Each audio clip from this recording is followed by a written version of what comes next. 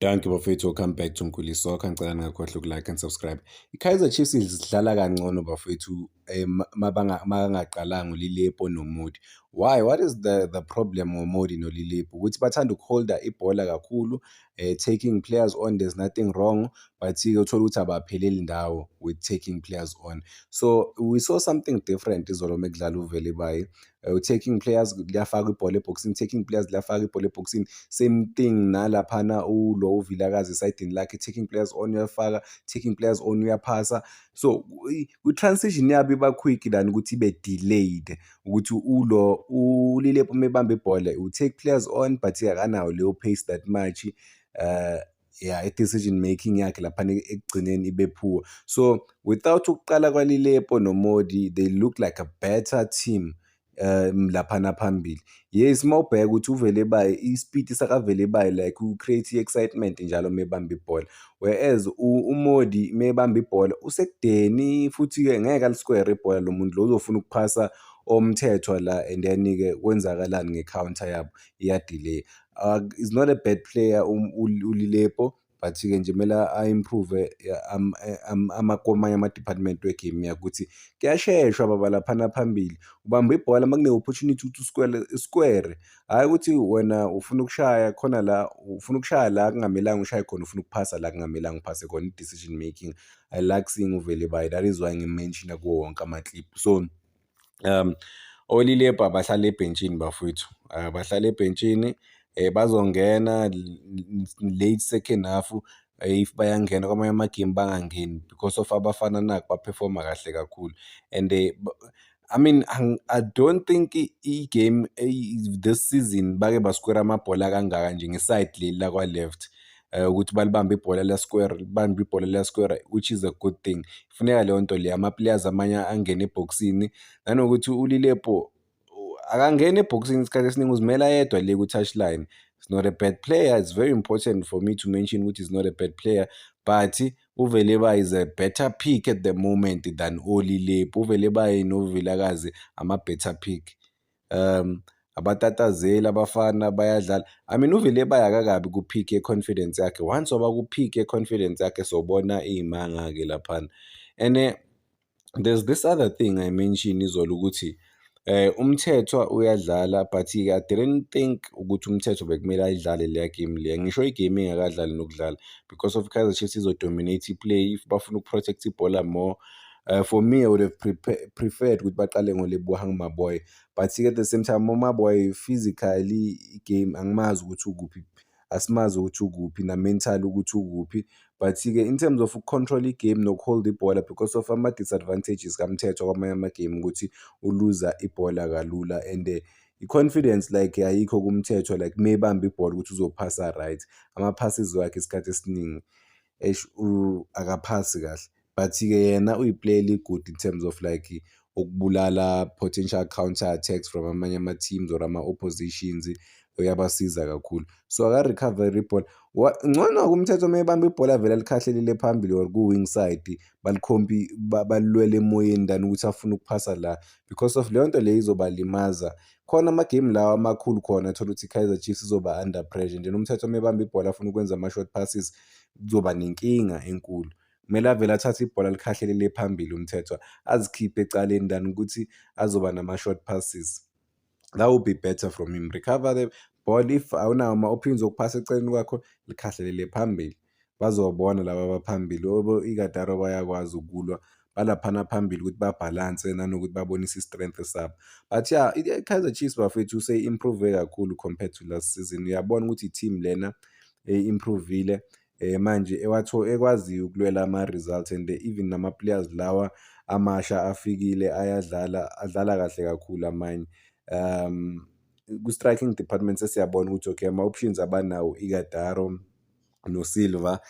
uMayo siyazi ukuthi currently-ke u-injured, so ngeke simbale yena kulabantu laba ababanga i-position, but-ke nje okwamanje uSilva uSilva no-Igatara balwela leya position le.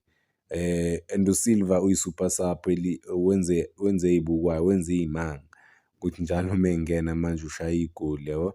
So it's not easy ukuthi nje ube yi-strike starting from the bench isikhathi esiningi, but mawungena njalo uba ne-influence. So kudos to him, aqhubeke njalo uSilva, adlale kahle, adeliver for i-Kaizer Chiefs, nanokuthi ama-results are-expected phela laphana eNaturen akudlalwa. But-ke uza kahle umfana, ngifuna ukuqamba amanga. I mean, looking at how he started, not even started, I remember the game ku-continental level kuthiwa uSilva akekho good enough, but nami I was doubting uSilva, to be fair, because of lapha abadlala neCabo Scope. I mean, ama-clear cut opportunities bekumele awavalele phakathi. That game, it was not supposed to go kuma-penalty, but yagcine iyile kuma-penalty game, unnecessary so. But he is growing in confidence. I mean, mawuloku uthola ama-opportunities phela ukudlala loku uyakhula, nasemqondweni uyakhula, decision making uyakhula, i-confidence. Ngizwe ubani umuntu laphana uSuperSport ethi uhlangane noGerard Sibeko e-airport, wathi uGerard Sibeko, umphathi we-Kaizer Chiefs, ubani, one of the managers or in uSibeko laphana e-Kaizer Chiefs, uthe kumele abantu babone uSilva laphana ejimini ukuthi uyakwazi ukuwashaya amagoli, nanokuthi isikhathi esiningi uba kuma-right position. So akusho ukuthi abantu bangamjaji based on ukumbona emagemini, kumele bambone ukuthi ama-decisions wakhe anjani laphana ejimini. Vele yena uSilva kumele ahlale laphana nje ebhokisini, then bamsupply kuphela. Then once mayithola i-supply e-right-ke uzokwazi ukuyisiza i-team laphana, uzokwazi ukuyilwela njalo. But-ke makangayitholi i-supply, kumele ayomaka, kumele aye emasayidini, leyo nto leyo ayisizi ngempela. So akahlale laphana as i-number 9, alwe, and then-ke laba abanye kumele bahambe bothola amabhola for yena, and then bamsupply, whether bayaskwera amabhola or benzani, but-ke kumele bamsupply. And then so kuzoba umsebenzi wakhe-ke laphana phambili ukuthi yena alwe ukuthi awine amabhola, akwazi ukushaya amagoli, which is umsebenzi wakhe. Wamthola laphana u-deadly laphana ebhokisini, u-dangerous ngempela inside the box. So aqhubeke ahlale ebhokisini, ngoba akanaso leso strength leso or iskill sokuthi baswitche, ayodlala emasayidini njengamanye oDupreez, njengoMayo, ukuthi uMayo uyakwazi ukudrift, uyakwazi ukulanda ibhola eze nalo. So uSilva kusi-strike esinjalo, but uyakwazi ukubasiza laphana as i-team. Yeah, good performance from i-Kaizer Chiefs. Asiyobancoma until i-next game, sibabone ukuthi i-next game basiphatheleni, but yeah, a good solid performance. 4 goals, congratulations. Do or die, 2 goals and assist. Yeah, what a match for i-Kaizer Chiefs. Abantu ngiyazi ukuthi bangasho abanye bathi Orbit College is not that powerful, but mawubheka obani abashaye 4 goals against bona. Njengoba uKaizer Motaung Junior econfirmile ukuthi uBatman ngeke aye laphana ku-DDC team, kusho ukuthi uzolwela isikhala sakhe laphana ku-first team. Ku-first team kunzima kakhulu at the moment, but-ke umfana kuthiwa unalo ithalente lokuthi alwe. I wanna quote something, lento le ayishilo, uyasho ukuthi umfana he has been through a lot kulama previous months or few months ejoin i-Kaizer Chiefs. Kuthiwa kumfana-ke u-ready, ufocus njalo, uza laphana ejimini noma emsebenzini, u-right, uyafuna ngempela ukulwela i-team nanokuyidlalela i-Kaizer Chiefs. Abantu abaningi bayamhlonipha-ke umfana, bayamncoma ngethalente analo, but-ke akakatholi i-opportunity ukuthi adlale laphana ku-Kaizer Chiefs. And I saw something, u-coach uCedric Keze izolo uthe kune-process yoku-introduce ama-player amasha ethimini. Meke kukhuluma ngoVelebayo, ukuthi uVelebayo uzobanika izinto ey'ningi laphana, washo ukuthi kune-process abavele baba-introduce, uthi because of inkinga ukuthi uzom-introduce umfana angadlali kahle, the next thing i-confidence yakhe seyifile. So kumele manje uqale phansi futhi uvuselele i-confidence yakhe. So i-process, ngiyazi ukuthi ama-fans siyazi ukuthi bafetha super excited ukubona abafana bedlala, but-ke ucoach be-Kaizer Chiefs bane-system yabo ukuthi baba-introduce kanjani. Lento yaku-DDC team siyazi ukuthi isusa umsindo omkhulu laphana online, but-ke if bane-system e-right, i-system ezokwazi ukuthi basebenzele, I think they have to push that system. I-management ne-technical team kumele ba-make sure ukuthi bayawathola lawo ma-minutes lawo. And mina amagama amakhulu methi I think i-mentality yakhe is strong umfana because of what he has been gone through or going through. for the past few months ukuthi kube nama-case, kube icala ku-P_S_L, umfana uyablockwa ukuthi angakwazi ukudlala for i-Kaizer Chiefs. Obviously leyo nto leyo im-slow-we down, hhayi kancane kakhulu. Imagine ugcina ukudlala ngoMeyi, but-ke only uthola uba-cleared ukuthi adlale currently manje, khathi athole i-chance ukuthi adlale if like ba-ready ukuthi bam-select-e for ukuthi adlale ukuthi amagemu we-Kaizer Chiefs. But yeah, mentally I think bekumele abe strong umfana ukuthi akwazi ukusurvive zonke lezi zinto lezi. But-ke I think isikhala sakhe sikhona laphana ku-number 9. Why ngithi sikhona isikhala sakhe? Because of uma ubheka iplay elifana no-Ighodaro, what is giving i-Kaizer Chiefs, uperforme kahle kakhulu ku-continental level, right? But-ke so far elikini akakayiniki that much that thing. Ngiyamazi ukuthi u-talented u-Ighodaro because ngimbukele for 5 years. I mean u-Ighodaro ngaqala ukumbona efika eSouth Africa, efika abantu bangakaze bambone that time bajimela, ngike ngakhuluma ngayo ukuthi bajimela laphana eceleni kwase-Unisa. I saw him there ngasho ukuthi there's something about this one, une-strength, una-everything, aerial ugood. So umfana, to be fair, uBatman angikaze ngimlandelele kakhulu, so I don't know much about him. Kusho ukuthi kusamele aziprove, not just kimi, but-ke approve ama-Kaizer Chiefs fans ukuthi njengoba bamlwela kanje, same thing njengoba bebalwele uVelebayi ukuthi noVelebayi athola ama-opportunities. uVelebayi finally-ke beka-ready ukuthi ayithathe i-opportunity yakhe. Ube ne-good game, I mean ubonakale engathi kudala edlala laphana ku-Kaizer Chiefs, but-ke usafikele umfana. But already i-statement ubanika into e-different. Then what I liked about him noVelebayi ukumbukela ne-coach ye-Kaizer Chiefs ukuthi imkhulume kanjani, ishilo ukuthi uVelebayi ubanika into ehlukile ukuthi uyasquare ibhola isikhathi esiningi uyalifaka. Yinto engiyishilo nami mangikhuluma ngayo uVelebayi ukuthi, I mean for the first time in a long run sibona ama-wingers we-Kaizer Chiefs asquare amabhola. Ngikaze ngibona uModi mina abambe ibhola from elanini elithi shwi alifake ebhokisini, angikaze ngabe nginamanga bafowethu.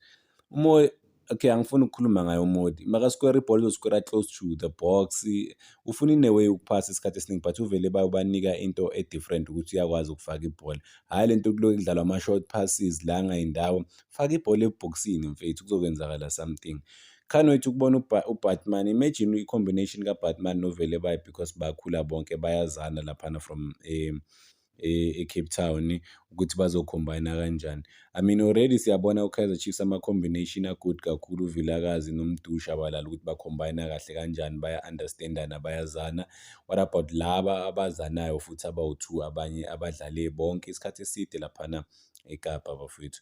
So sobona ukuthi uBatman bazom-introduce nini. But masibheka ku-squad se-Kaizer Chiefs, uyabona uma ngikhuluma ngabo uBatman ngihlezi ngimenshina nabo Morris nabo abangayitholi i-game time. uMorris-ke akayitholi i-game time to an extent and uyi-senior player phela laphana ku-Kaizer Chiefs, and then sokuphuma ney'ndaba ukuthi hhayi they're thinking of kumhambisa ngoJanuwari.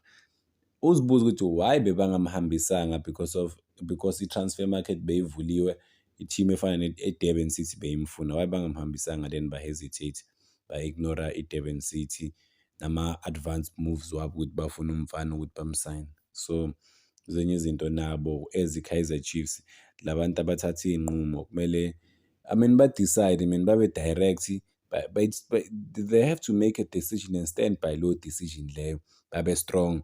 Hhayi ukuthi bathathe bacabange kaningi. I mean uma ubheka i-squad esikhulu lesi bayasifuna, but-ke uMorris uzobasiza ngani? Already baney'trike ey'ningi, bekumele bahafule ezinye. Siyazi ukuthi bamsayine this year, bamsayinile January yena noCele, but akakabaniki lutho and siyabona ukuthi ayikho into azoyinika i-team unless uzo-improve, but angazi ukuthi uzo-improve to what degree ngempela, angimbone e-contribute umuntu. Kodwa kuthiwa umuntu akalahlwa, but yazi ngibone something esithi ngikhulume ngalento engiyibone izolo. So i-Kaizer Chiefs maye-release i-first starting lineup angithi bayaphosta and then babeka iplay elilodwa, babeka uMorris izolo. Hayibo, abantu bakhomentile bathi hayibo cishe nasibulala nithi njengoba benibeke uMorris laphana, kubonakala ngathi uMorris naye ukhona ku-first starting lineup, kanti guess what, akekho uMorris. Just nje njalo babeka iplayer, isithombe seplayer, and then basigluwe to hlangane ne-first starting 11, mabayi-announce i-first starting 11 ye-team, babesebenzisa uMorris. Bekuthuka abantu abaningi kabi ukuthi badlalise uMorris, so akanayo i-trust from ama-fans and is not even making the match day squad. okusivezelayo ukuthi ngathi ngeke abe khona for i-Kaizer Chiefs or ngeke abe khona laphana ethimini, ayikho into azoyi-add-a, kumele bamenzele i-plan ukuthi vele bamhambise. Ukuthi bazokwazi ukubona ukuthi okay bane-striker mhlampe eziwu-7 or eziwu-6 abazofokhasa kuzo, ukuthi asithi eziwu-2 azikho ready ukudlala, bayazi ukuthi okay basele ngeziwu-4 i-striker and then they work around lezo striker lezo. Ohlongwane nabo ba-ready ukuthi bathathe ama-opportunities when they are given. UHlongwane khona into ayiphostile laphana online naye ukubona ukuthi umfana uya-understand-a i-process ukuthi uzoyithola i-opportunity yakho, ukuthi uzoyithola nini, but by the time ayithola kumele abe ready naye akwazi ukuthi a-contribute for i-team.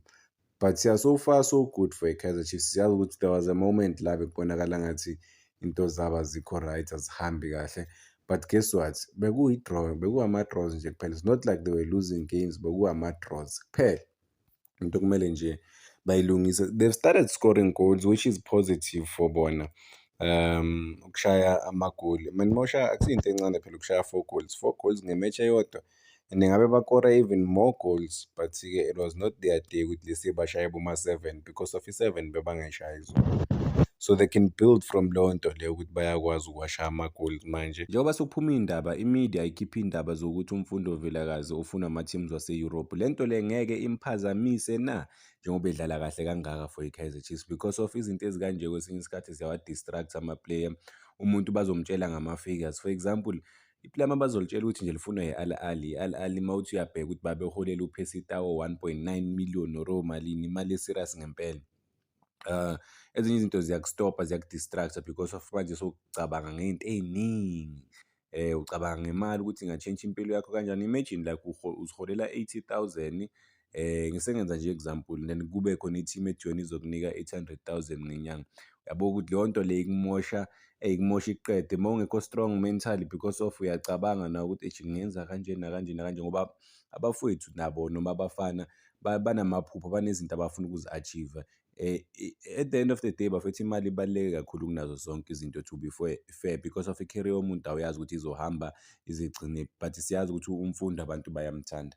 Kaze le nto ngeke ibe i-distraction, uthole ukuthi njengoba asa-develop-a kanjena, asakhulisa igame yakhe, manje sokungenelela abantu be-media. I wanna say this because of ngiyazi ukuthi i-interest iqala kanjani, or i-media ithathaphi le nto le. So e-South Africa I think khona ama-journalist I think mina ngaze lilodwa nkosi yami i-journalist langempela e-South Africa, langempela ngaze lilodwa, futhi nginalo la efonini yami. So isikhathi esiningi bayamthemba. In fact akasinane-journalist that much, sekayi-businessman loya muntu loya, wazi zonke iy'ndaba zebhola e-South Africa. So makuba nama-player thola ukuthi bayawafuna overseas, yazi ama-agent enzani, or ama-teams wa-overseas, like azobuza around ukuthi okay, they will do their background research, and then when they get the information ukuthi osibani bani sebayabuza ngobani, and then bazokhipha iy'ndaba zokuthi i-Europe seyine-interest kuphi, kumfana, and then indaba iqala lapho ukubhebhetheka, ivele ikhule igcine ibe nkulu.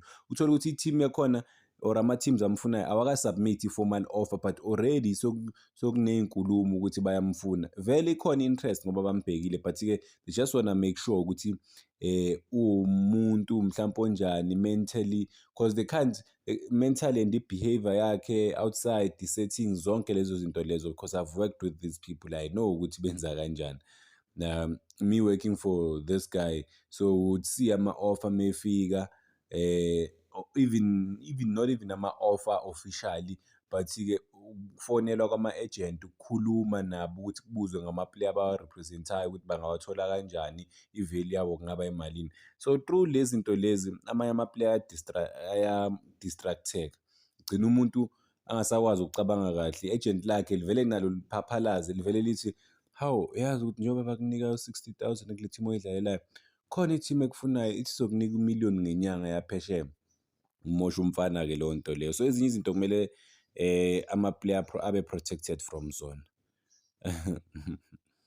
Yeah, so bona ukuthi uVilakazi uzo-react-a kanjani kuyo yonke le nto lena. Ifomu yakhe kumele nje abe humble, akhohlwe izinto eziningi, aqhubeke adlale kahle laphana, focus emsebenzi wakhe laphana egrawundini, adeliver ama-results for i-Kaizer Chiefs. I-market value yakhe izoloku ikhula iqhubeka, then i-Kaizer Chiefs izokwazi ukumthengisa mayimthengisa nge-right price. Yena akhohlwe i-noise yaku-media because sometimes i-media iyakulimaza, igcine ilibulala nje iplayer inyakuphele ngawe because of abantu abaningi baba nama-opinions ngawe. But obviously abantu abekho wrong ngokuba nama-opinion ngeplayer because of uyi-player and then you became a public figure to a point where now you can't even control ezinye izinto ezenzeka kuwe noma abantu abakhulumayo noma ama-reports akhiphayo. But yeah, it's a big opportunity to Mfundo Vilakazi. I think for yena lento le kumele ayithathe as i-recognition ukuthi already abantu bayaqala ukumrecognize around the world ukuthi i-talent elikhona, i-talent unalo, uyakwazi ukusiza i-team, uyakwazi ukucontribute. So yena kumele ayithathe lento as i-compliment, keep working. Because mina I don't see Kaizer Chiefs release Mfundo Vilakazi okwamanje. I don't see that happening because of uyi-gold le-Kaizer Chiefs bayamthanda lapha ethimini. Uwomunye wabafana babapromotile. I mean bamthatha from nowhere and then bambeka la bambeka khona, nanokuthi ama-fans around the country bamazi. So there's no reason for yena ukuthi mhlampe lento le ayithathe ngamawala.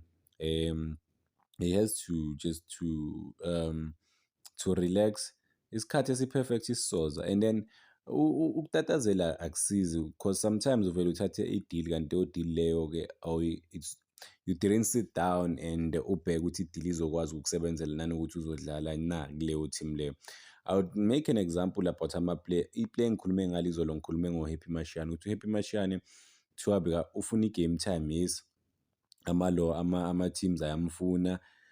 Hey man, yes, ama-team bawamfuna kuma-loan, bekumele babheke ukuthi kuleyo team le aya kuyo ku-loan le azoya kuyo kuleyo position leyo kudlala obani because of ungathola ukuthi i-team ayikho good but-ke la wena kule position yakho kunama-players a-good awu-2, wena mawufika uzoba u-number 3, so i-loan yakho izoba useless.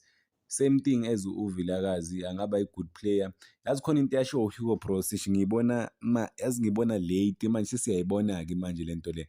E-advisor umfana weMamelodi Sundowns ubani uMayilula amtshela ukuthi ungahambi ungayi phesheya. Uma uya phesheya ubheke futhi uzoya kuphesheya, waya ku-Toronto FC. Ku-Toronto FC guess what? Kule position ayidlalayo kune-legend, kunabantu babedlalela oNapoli, so bekazokhompyutha kanjani nalabo bantu labo? Kusho ukuthi ngeke adlale at all. Imagine udlala same position udlala nomuntu obedlala i-UEFA Champions League year in year out, a-contribute adlala. So ukuphi-ke wena lapho-ke against lowo muntu loyo ngoba lo muntu u-develop to the highest level. Noma uchoose i-team, unga-choose i-team ekwenye i-country la ubona ngathi uzo-improve uzodlala, ungadlali because of le position yakho anibhekanga nama-agent wakho ukuthi i-right enough le move for wena. So I think noMfundo yizo izinto akumele babheke lezo just before bacabanga even nokuhamba. Kumele babheke zonke lezo zinto lezo ukuthi okay, is it the right team le mfunayo? Izo-change impilo yakhe, uzowathola ama-opportunities noma ngeke awathole. Kube ne-transparency ukuthi same thing lo mfana abadlala naye ku-under 20 ubani uCampbell noma ubani lo odlala eBelgium udlalela iClub Brugge. Umfana bamsayina bekazi kahle ukuthi ngeke aye ku-first team, uzoba between i-first team ne-reserve. Udlala ngapha nangapha naku-Champions League unokuba khona ku-squad, baphinde bamdropha aphinde abuyelele but usa-develop. Ugood ukuba good but usa-develop ebholeni lase-Belgium. UVilakazi uyayifuna leyo nto leyo ukuthi aye ku-first team sometimes but kadlale ku-reserve but imali i-right, everything i-right ukudevelop ibhola lakhe to the highest level, nanokuthi uchoose yiphi i-team kanjani. So zonke lezo zinto lezo ziya-counter. So izinto kumele babheke before they can think of ukutransfer umfana to e-Europe. But yeah, I mean ngishilo lento previous clip ukuthi i-move inga-change impilo yakhe but-ke kumele kuhlalwe phansi kubhekwe, ku-analyzwe kahle ukuthi i-right na mhlampe kule certain country, i-right or i-wrong. Zonke lezo zinto into ey'ncane ziyayishape i-career yakho. And-ke sometimes umuntu uya ku-team simazi ukuthi u-good, u-talented, aye ku-team e-wrong based on just ngoba imali ikhona, izinto zikhona, gcina angasadlali umfana at all. And then abuye South Africa ama-teams ayazama umfana but ayazama ukumsayina but i-confidence yakhe ayisafani, akusaseyile player leli besilazi. Why? Because of ufeyilile le la bekaya khona. and then mentally lento lena imlimaza mentally. So if you can be better mentally out of like i-setback, let's say udlale e-Europe so uyabuya eSouth Africa izinto azikuhambelanga kahle e-Europe, mentally you gotta be strong, soldier on, and then uzoba right. But Mfundo Vilakazi I think i-Kaizer Chiefs izomgcina bafowethu. I don't see umfana ehamba, or especially manje. But if uyahamba i-deal e-right for i-Kaizer Chiefs ukuthi bayithathe, but-ke akaye ethimini e-right, not just babheke ukuthi uzowathola ama-opportunities na kuleyo team, noma usayinwa just nje for the sake of ukusayina.